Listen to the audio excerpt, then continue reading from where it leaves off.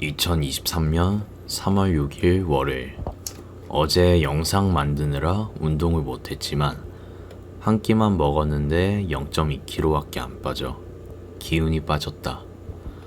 더군다나 어제 영상 찍는다고 오랜만에 욕조도 설치해서 겸사겸사 반신욕을 했었다.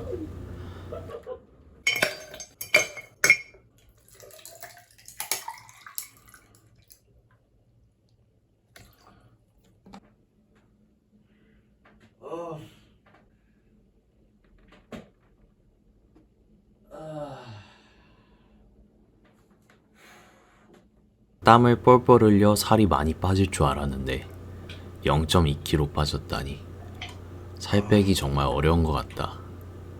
이번 주는 출근 전 아침 수영도 꾸준히 했고 퇴근 후 유산소 운동도 빠지지 않고 했다. 식사는 하루에 직장에서 먹는 한 끼가 전부였다. 위도시 땀에 달라붙을 정도로 열심히 했다고 생각했는데 다음 날인 화요일은 몸무게가 그대로였다. 정말 믿겨지지가 않았다. 그 다음 수요일에는 0.3kg가 빠졌고 다음 날인 목요일은 0.7kg가 빠졌다. 이렇게 살이 들쑥날쑥 빠지니 도대체 살이 빠지는 원리를 알 수 없었다. 목요일 아침은 헬스장을 못 가 퇴근 후에 70분 근력 운동을 하고 1시간 40분 유산소를 해 밤 9시까지 운동을 했다. 집으로 돌아와 군것질을 안 하려고 바로 양치를 하는데 방금 전 운동을 3시간 동안 해서 그런지 너무 피곤하고 배고픈 게 참기 힘들 정도였다. 계속 한숨이 나왔고 입에서는 욕까지 나왔다. 그런데 인간의 몸이 참 신기한 게 다음날 아침이 되니 넘쳤던 식욕은 사라졌었다. 출근하고 바지를 갈아입는데 배가 헐렁해서 확인해보니 주먹 하나가 들어갔다. 다이어트를 저번 주 월요일부터 시작해 아직 2주가 다 안 돼서 5kg 정도 빠진 것이다. 지금 편집하면서 생각해보면 살을 잘 빼고 있었다고 느낀다. 퇴근 전 피자의 유혹을 참고 다음날 토요일. 저번 주 주말에는 볶음밥을 해 먹었는데 주말에만 해 먹다 보니 양파는 하나만 사면 한 끼에 반 개씩 사용하면 됐는데 파프리카는 한 개씩 안 팔고 3개씩 묶어 팔아. 저번 주말에 2개를 먹고 하나가 남은 상황이었다. 그래서 남은 파프리카는 일요일날 먹기로 하고 토요일 점심은 햄버거 세트를 먹기로 마음먹었다. 오랜만에 햄버거를 먹는 게 설레 경건한 마음이 들어 면도도 했다. 카메라로 보니 턱선이 흐릿하게 남아 생긴 것처럼 보였다.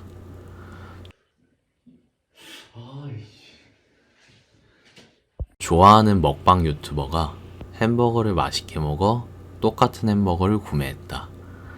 양심상 감자튀김 대신 샐러드를 먹었다.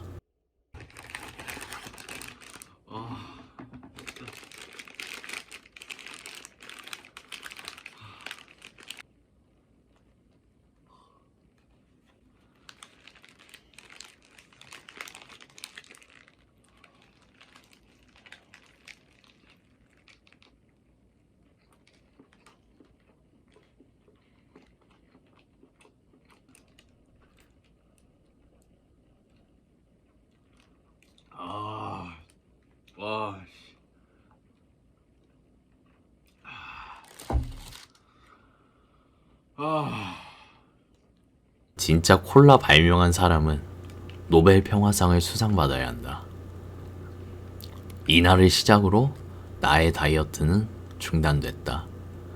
이때 당시에는 저번 주와 다르게 5일 동안 운동을 빠지지 않고 열심히 했는데 살이 별로 안 빠진 것 같아 기운이 빠져 운동을 그만뒀었다.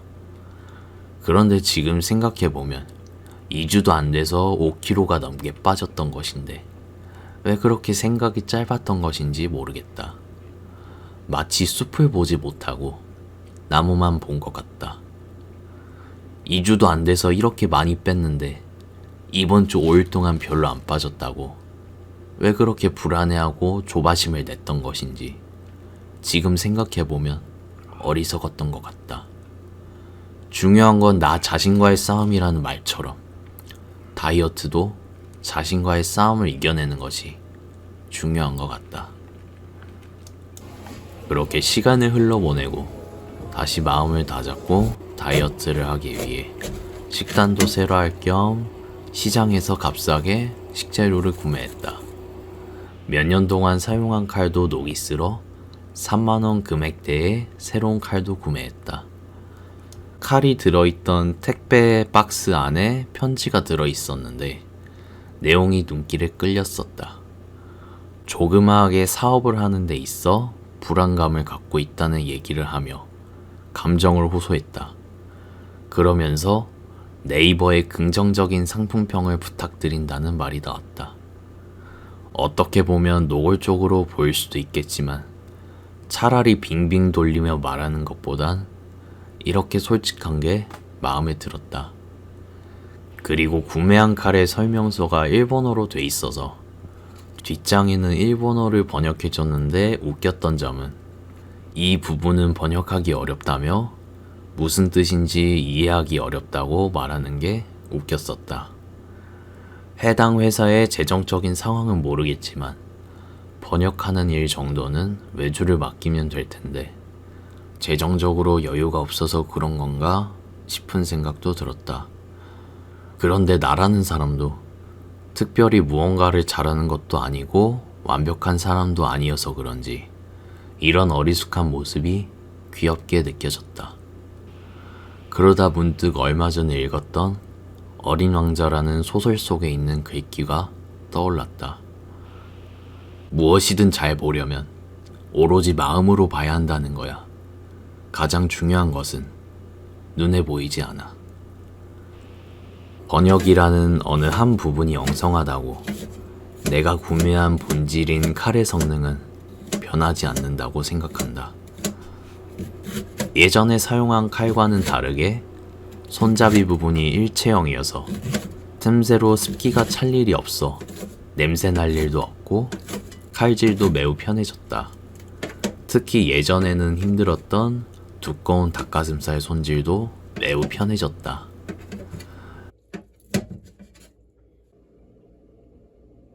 한 시간 동안 고개를 숙이며 칼질을 하느라 목이 너무 아팠다. 고생한 나를 위해 컵라면을 먹었다. 내 생에 일본 컵라면을 먹을 일이 없는데 얼마 전 옆집 아주머니께서 주신 것이다.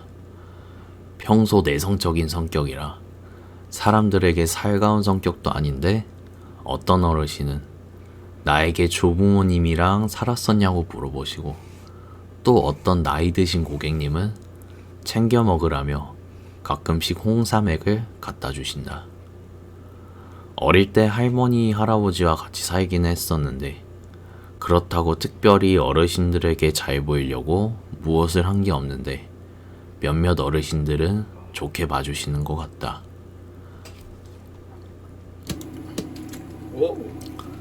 식단은 하루에 한 끼, 점심에만 도시락을 해먹기로 마음먹었다.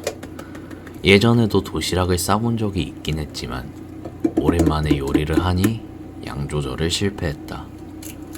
그리고 겉보기에는 별로일 수도 있겠지만 맛도 문제없고 다양한 야채와 계란, 닭가슴살 등의 단백질도 들어가 좋은 식단이라고 생각한다. 그리고 내가 생각하는 음식의 본질은 맛이라고 생각한다. 그렇다고 해서 똥맛 카레와 카레맛 똥 중에 고르라고 하면 아무리 맛이 중요하다고 생각하지만 카레맛 똥보단 똥맛 나는 카레를 먹을 것이다. 시간이 흘러 3월 25일 토요일 건강검진을 받으러 갔다. 작년 말에 검사를 받으러 갔는데 문제가 있어 재검사를 받는 날이었다.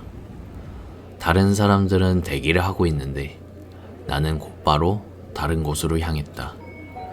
나만 다른 곳으로 가는 것 같아 죽을 병 걸렸나 걱정이 들었다.